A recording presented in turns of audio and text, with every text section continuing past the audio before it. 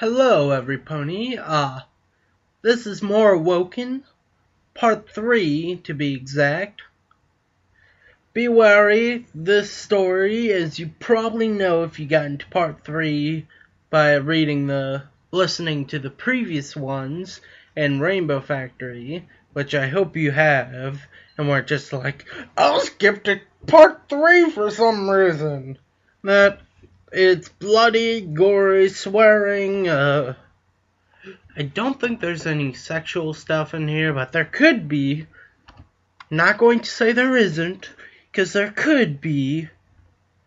Most likely not, but could be. So yeah, if you don't feel comfortable with that, why are you on part 3 already? So anyways, this is my second time recording this part. Last time I was pushed for time and rushed it, and I didn't think it would sound good, so I'm like, let's re-record! And I ended up failing to upload it before today, so I figured, hey, why not? So, yeah. Shall we begin? Pushed by a desire to change the way my stream will flow, now I've awoken, and I'm taking back control. Yeah, awesome singing. For my plan to go through successfully, I had to kill just one more innocent soul. It had been a week, and the new shipment of Spectra donors had arrived on time. One from the group had been pulled away to my new office for a demonstration. The title that was emblazoned above my door stated that I was the official D-Winger. 3 hoofs away from the small desk cam filmed my every move, taking footage and then projecting it up on a big screen that had been mounted on an unused ledge of the Pegasus device. I could tell that I was being glared at hatefully by a few hundred sets of eyes on the factory floor. Yet in all of that, the one pair that mattered was the overmares. I knew deep down that I could perform the task of dismembering a Pegasus once in front of the whole factory. Her suspicions of my loyalty would be abdicated. The Pegasus beneath me was on the operation table. She was struggling against her bindings, trying in vain to get away, to break free from her restraint and escape. They held firm. Mounting the table, I grabbed at the hoof-fitted saw blade and slipped it on. It fit comfortably. Raising it now above my victim, I started it up. Sorry about that. She caught sight of it and froze, shocked into silence. The filly's coat was a pure white, untainted by the grime of the factory, color that would now forever be lost. From beneath her downy chest fur, I could see her heart beating ridiculously fast. Forcing my present emotion to leave me, I allowed the familiar feeling of emptiness to creep in. It spread, starting in my head, but then rolling over me to affect my whole body, stealing my heart and stabilizing my breathing. Slowly, I brought the humming saw down to the joint, where the wing connected to the body. What are you doing? The Pegasus gasped fearfully, looking at me through unfocused eyes. She was still stunned. I didn't reply, fearing that if I did, all my emotions would come rushing back to ruin any chance I had of performing my task. What? Her voice was twisted into a pain-felt scream as my saw cut into her. The noise was shrill and packed with panic. Using every ounce of control I could muster, I forced myself to ignore the screeching. My blade cut down further, moving now to the bone, and the Pegasus began to convulse wildly. I couldn't take it much longer. Closing my eyes tightly shut, I pushed hard down on the saw. ripping through the bone, and then striking the metal table beneath in a flurry of sparks. Silence, blissful silence. Confronted by an overload of pain, the white filly had passed out. If I was lucky, the poor soul would be unconscious till the operation's end. I was not so lucky. Please, the innocent voice came to me as I brought the saw to her other joint. Please, don't. It hurts. Please. She began to cry, and I felt my facade crumble. Motion swept back into me in a momentously torrential strike. The world tilted. If it weren't for the fact that I was leaning over a table, I would have most definitely fallen into the blood-slicked floor of the operation room. My will had failed me completely, leaving me a mere shell of my former self, cold and distraught. Yet still I could not give up. I had to finish what I was here to do. I reminded myself, above the lives of hundreds, maybe even thousands, that could be saved. In battle, sacrifices had to be made. Clenching my jaw till it hurt, I pushed the saw down, cutting into the second wing joint. Thrown far beyond hysteria, the little Pegasus could only groan in misery as she lost her second wing. With the operation finally done, I disposed of the wings in a nearby incinerator. Then, using rapidly degrading determination flowing through my body like an adrenaline rush, I brought the burning hot cauterizing poker down on the two gaping incisions. Gaping incisions, my bad. A brief sizzle of burning flesh and the blood flowing from the wounds stopped. Making quick work of the bandaging, I flipped the blood-matted filly over and wrapped her up, laying down numerous layers of gauze around her chest and wing stubs. With my task done, I injected the needle into her, and she fell unconscious. The red light on the desk camera flicked off. I'd done it. Falling to my knees, I threw up. Never again would I kill an innocent. Rising, I trudged over to the nearby wall and turned on the water. In moments, the high-pressure jets had washed away everything, leaving behind 2 de-winged Pegasi. This evening... 2 de-winged Pegasi. Whatever. This evening, I put the rest of my plan in motion. We were getting out of here. Now, everything that I had and everything I've known have been thrown away, and with time, I've come to find this isn't my home. It was the night after the operation, and the majority of the Rainbow Factory had been shut down for the evening. As I dropped towards the basement floor in the elevator, I couldn't help but feel good. The events that occurred today could not have gone any better. Ding! I went through the open doors and began walking along the hallway that led to the main chamber. At the far end of the corridor, alert and on sentry, a suited guard prevented any notion of entrance or exit. Approaching in a manner where I would be heard, I cantered where I would be heard. What? I cantered towards him, calling out as I got closer. Okay, so he's trying to be heard, okay. Makes sense. Soldier, move aside. I'd like to get through. In response, he turned to me, cringing visibly as I walked up to him. Yes, sir, he replied, getting up and leaping out of my way.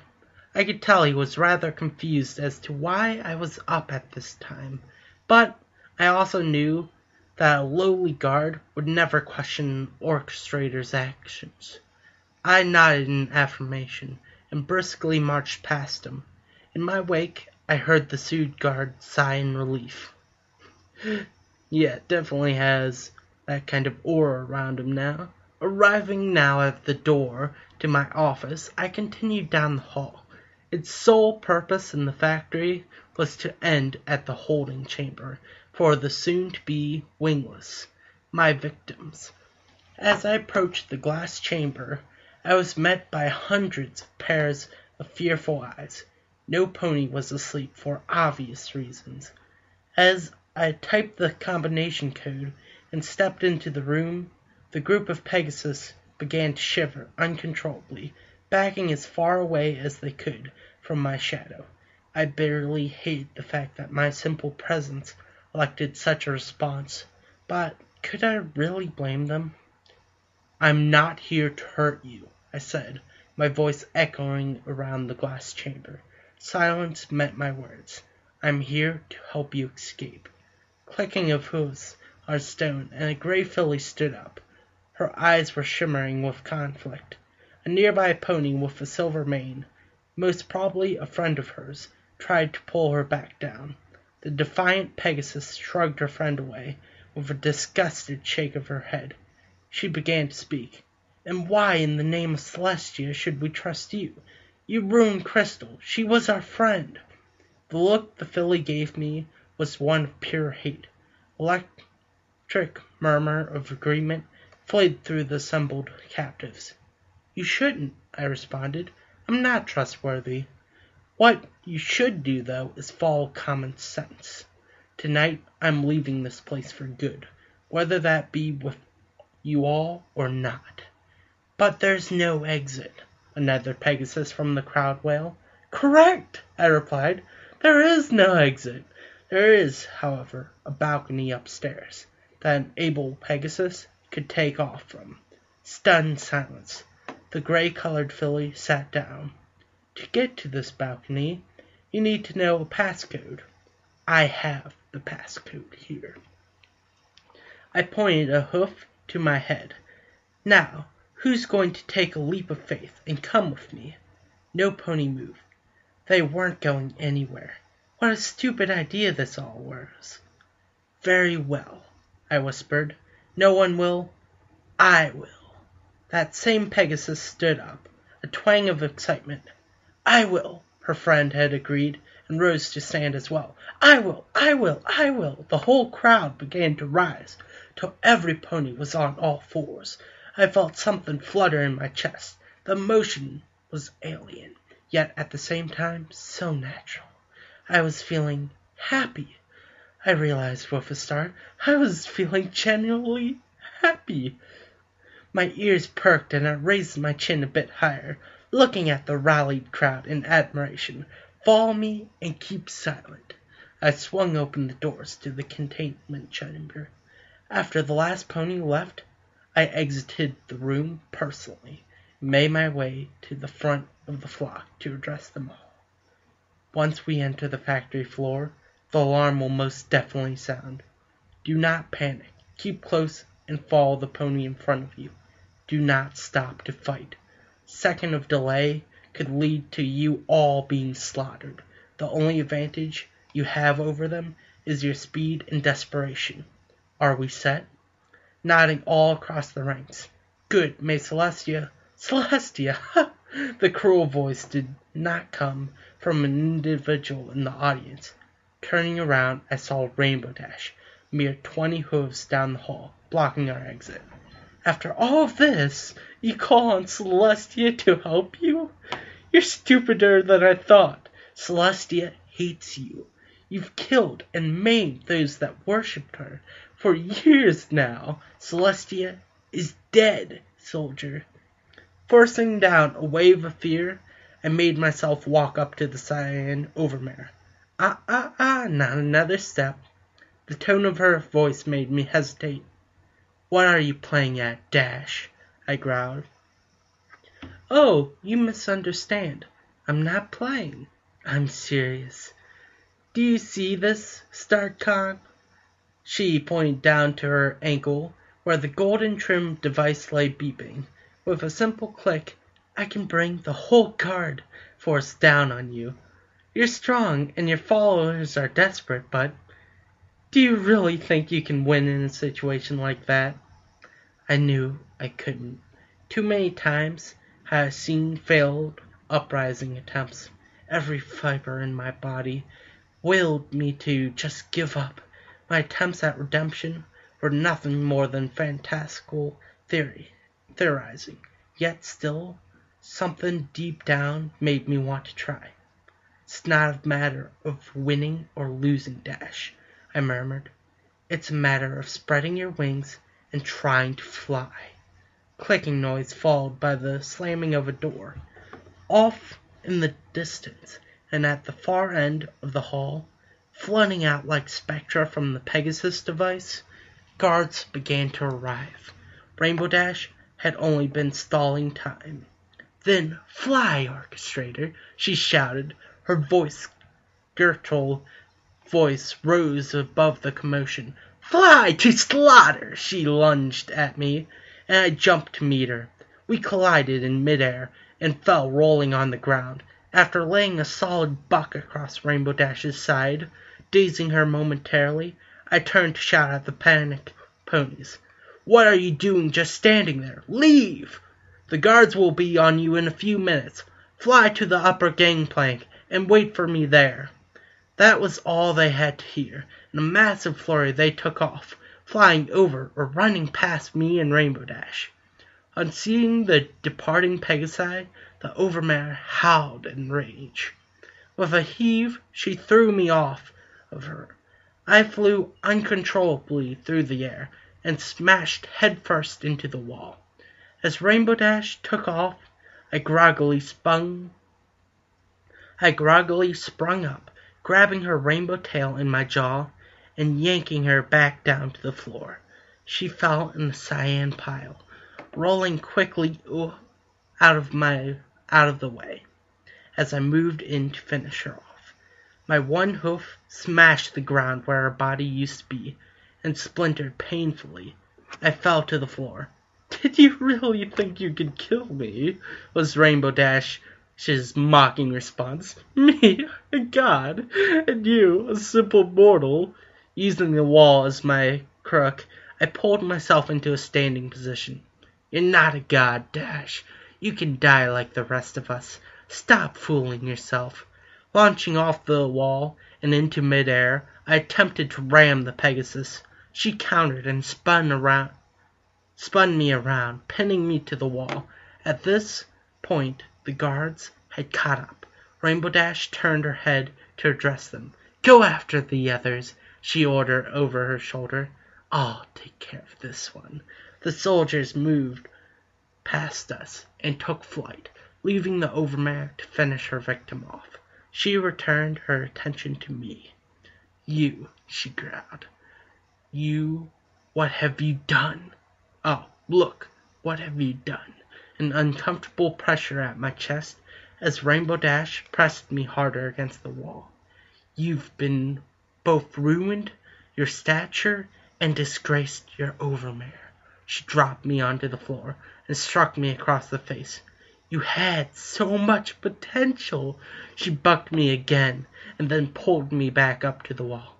"I thought you were going to be my successor." How wrong I was. I can now see that you wouldn't have lasted a day in my horseshoes, let alone a lifetime. I could practically feel her building rage. I had to act quickly, or else I'd be finished off. Reaching down, I yanked at her taser. It held firm. Tensing in preparation, I flicked on the device while it was still around her hip, placing my own hoof to meet the vibrating blue bolt that had appeared. I felt a jolt as the electricity passed through me and into Rainbow Dash. Her grip went slack for a mere second. Taking the small chance I had, I wriggled out of her crushing hold and slid between her hind legs. She turned to confront me, but I was too fast. Bringing both my hoofs to the back of her head, I put all my weight in and smashed her forehead against the wall. She croaked and collapsed into a heap on the floor. My two front hoofs, one burning with pain, the other shattered, were proving to be unusable, so I began to hover. Thankfully, my wings were still functioning perfectly. As I went to leave the hallway, I took one last look at the unconscious, hopefully dead Pegasus. Already a pool of blood was beginning to form around her still body. To my utter disgust, I felt a shock of empathy. As much as I hated her, she had been the one who let me live in the end. She had, in her own twisted way, been protecting me ever since I killed that filly all that time ago. Turning away from the mess, I flew out of the hallway and into the main room of the Rainbow Factory. The sight of desolation that met me as I arrived at the upper gangplank made me shudder. The bodies of both the unarmed Pegasi and guards littered the ground. For a fleeting moment I actually thought every pony had died. I was wrong. A distress call coming from somewhere drew my attention, and I started making my way to the far end of the factory. There was still some sort of commotion going on. A single pony was leaning over another one with a silver mane. The Pegasus resting at her side was convulsing in a seizure, most definitely instigated by a taser.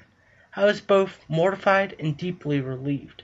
As I approached, the lone survivor turned her head from her friend to address me.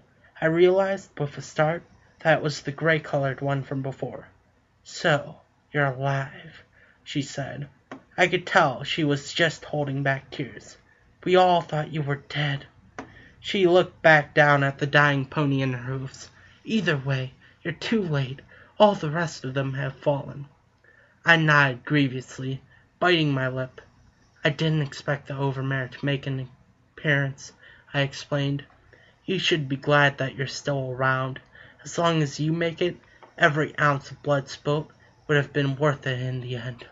All it takes is a single soul to exploit the dark secrets of the Rainbow Factory." I paused to take a breath. "We can still escape, but we have to move quickly. Are you ready to go?" The silver-maned pony had finally stilled in the gray-colored one's hoofs. Her heart, unable to overcome the electric shock, had stopped beating. Reluctantly, the lone filly got up, nodding slowly at me. Good. Hovering over to the terminal, I typed in the password. To my relief, the door swung open. "Follow me, please." When we arrived in the hall, I realized with a start that something was different. The lights were all off. Walking deeper in the room, the young Pegasus closed in tow. I went over to the far wall and felt around for a light switch. After a moment, I found it and clicked it on. The sight that met my eyes as the light flicked to life made my heart skip a beat in panic. To my greatest horror, the hall had been blocked off on two sides by metal walls. My mind reeled as I tried to comprehend. Quickly, the portal door that the two of us had entered in from slid shut. We were trapped. "What the hell is this?" the gray Pegasus growled, turning to me. "You tricked me."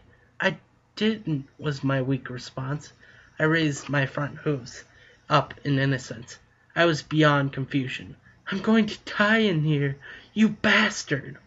The enraged Pegasus took an aggressive step towards me. Her wings were flared, and tears of anger began to fall down her cheeks. "How could you play me like this?" I didn't respond. I was too discombobulated to talk. Had I somehow confused the doors? Impossible. If I'd done that, I wouldn't have been able to get in the first place. What in the name of Luna was going on? "I win," the voice coming from a small camera mounted in the area over the door cracked in a pool of static. "I win and you lose." Soldier, that voice? Impossible. Or maybe not. I began shuddering uncontrollably. My world blurred around the edges, confused. "Let me explain." A moment of silence. And that's a pretty good cliffhanger. I have to leave soon, so Yes, I'll leave you at that. Dun dun dun! So, hello, goodbye, good day, see ya. Yeah, I think that's basically it. Uh, Probably Monday will be the next time I do a reading.